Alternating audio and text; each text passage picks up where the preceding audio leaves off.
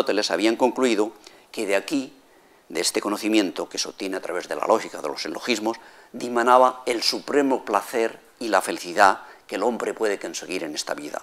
Un placer, pues, de índole exclusivamente intelectual. Eso lo dice Aristóteles y ellos lo siguen fielmente. Este es el placer máximo del hombre. Cuando el hombre utiliza lo máximo que tiene, que es la razón, pues entonces obtendrá el máximo placer, ¿no? Es decir, y por aquello de que el placer consiste en la función de un órgano, ¿no? Para Aristóteles, pues entonces el placer consiste en ejercitar el máximo órgano.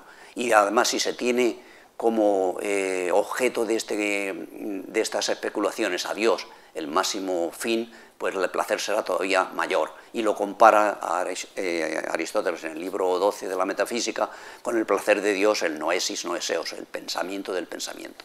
O sea, por todas estas razones, el puro pensar es para Aristóteles y para estos filósofos árabes el máximo donde puede llegar el hombre, donde obtiene su mayor realización y, por tanto, su mayor felicidad.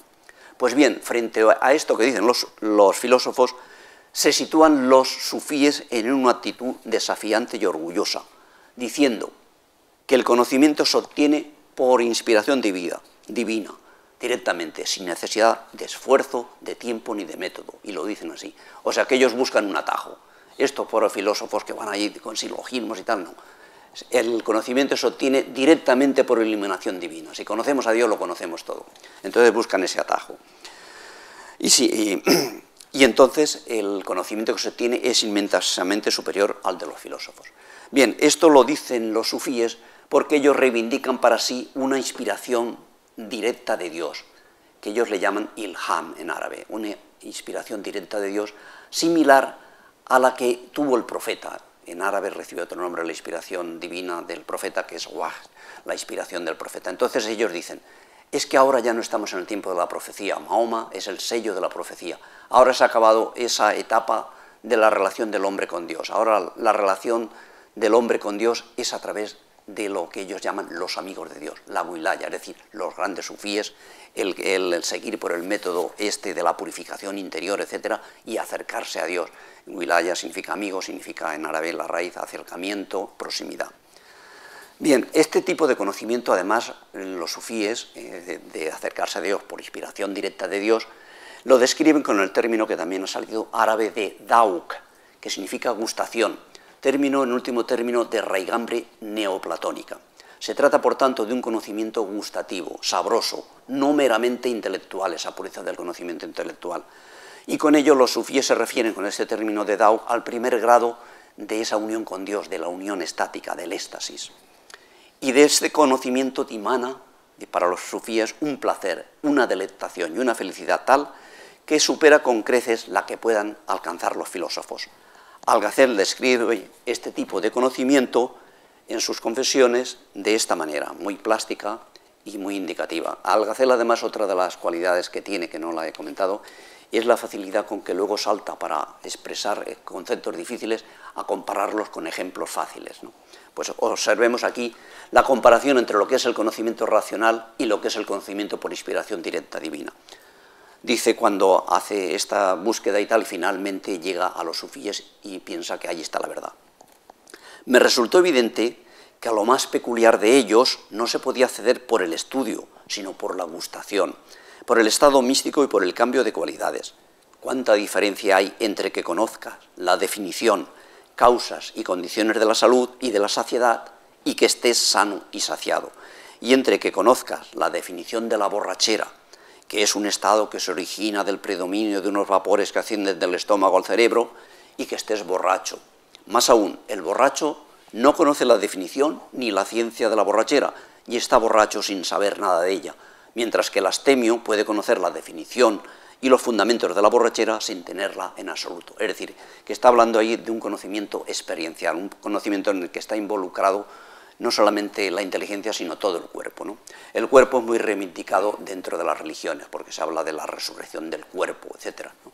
El cuerpo es muy reivindicado en el paraíso, precisamente el paraíso musulmán, está todos los placeres, se habla de los placeres reales, materiales, en que entra el cuerpo, ¿no? O sea que Feuerbach tiene un libro que se llama, bueno, mejor dicho, hay un estudio sobre Feuerbach que se llama La sensualidad emancipada, en el que el autor destaca este término, un estudio en Feuerbach sobre autor que estudió mucho el cristianismo, ¿no? Y hablando de esto, de la reivindicación de corporal. Estamos en la cultura semítica, donde no hay esa división entre alma y cuerpo tan acentuada, ¿no? Bien, en otro lugar también nos pone Algacel un ejemplo para explicar esta diferencia de conocimientos, el que se obtiene a través de los sentidos y de la razón, poquito a poco y tal, y el que se obtiene directamente por inspiración. Y dice, supongamos un estanque excavado en la tierra.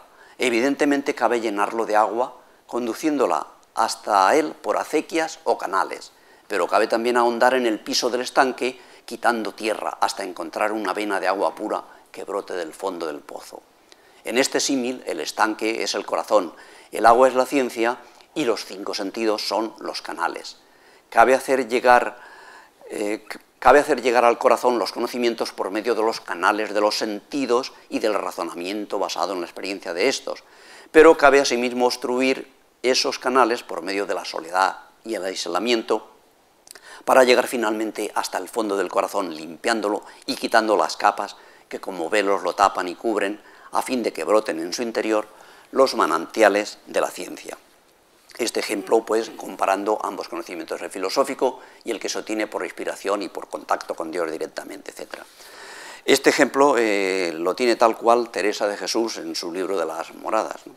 Es decir, no es que, bueno, se habla de posibles influencias, no sabemos si directas o indirectas, en fin, o que hayan pensado en lo mismo. O sea que al ahondar brota el agua pura, entonces eso es para los sufíes lo que hay que hacer. Es decir, cuando se ahonda, se llega a Dios y ahí tendremos todo el conocimiento. Lo veremos un poco después. Luego, por otro lado, quiero señalar que este tema del enfrentamiento entre la mística y la filosofía, que nos puede parecer muy lejano, es decir, esta preocupación de esta época y de esta gente centrados en una cultura religiosa, pues no es tan lejano. Y en apoyo de ello quiero citar brevemente lo que un filósofo agnóstico del siglo XX, de la talla de Bertrand Russell, nos dice en un artículo sobre misticismo y lógica. Dice así Bertrand Russell: la metafísica, o el intento de concebir el mundo como un todo por medio del pensamiento, se ha desarrollado desde el principio gracias a la unión y al conflicto entre dos impulsos humanos muy diferentes, uno que llevaba a los hombres hacia el misticismo y otro que los llevaba hacia la ciencia. Pero los hombres más eminentes que han sido filósofos han sentido tanto la necesidad de la ciencia como del misticismo. El intento de armonizar los dos fue lo que constituyó y siempre deberá constituir su vida, ya que su ardua incertidumbre hace de la filosofía para algunos espíritus algo más grande que la ciencia o la religión. Entonces, simplemente este toque para ver que es un tema que no solamente es de esa época, sino que puede ser de cualquier otra época. Bien, pues frente a este desafío del sufismo, a la filosofía, reaccionan de distinta manera nuestros 3 filósofos. Sus actitudes podemos previamente resumirlas y caracterizarlas de este modo para que vaya quedando claro un poco el núcleo de lo que quiero decir. Y es el siguiente. Abenpace niega totalmente la validez de la vía sufí.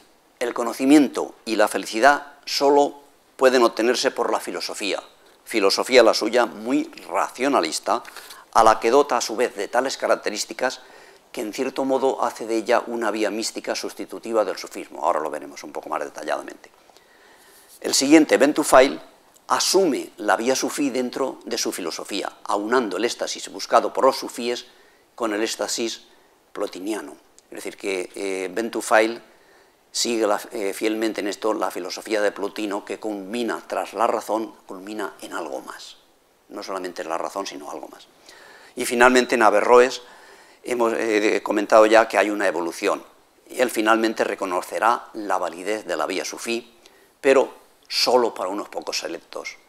La vía normal, la accesible al hombre inteligente y esforzado para conseguir el conocimiento y la felicidad que esto conlleva, es la filosofía.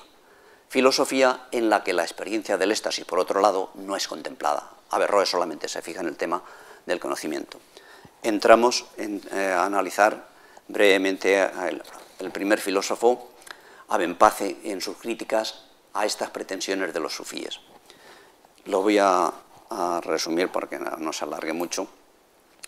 él se enfrenta pues con los sufíes porque para Abenpace el hombre solo se realiza como hombre y es máximamente feliz cuando tiene lugar su actividad especulativa, cuando raciocina. Y el hombre, cuando raciocina, llega a una plenitud, y eso es explicitado en estas filosofías medievales, siguiendo a los comentadores de Aristóteles de la Antigüedad, mediante el ejemplo de que se unen con el intelecto activo, una especie de intelecto que está allá, y que el hombre, dice Abenpace, cuando raciocina, cuando utiliza su actividad, entonces se une con el intelecto activo y entonces llega al máximo que puede llegar, porque el intelecto activo es lo más cercano a Dios. Y entonces llega a apreciar él tanto esta intelectualidad, la que se obtiene a través del raciocinio, a través de los silogismos, que dice lo siguiente: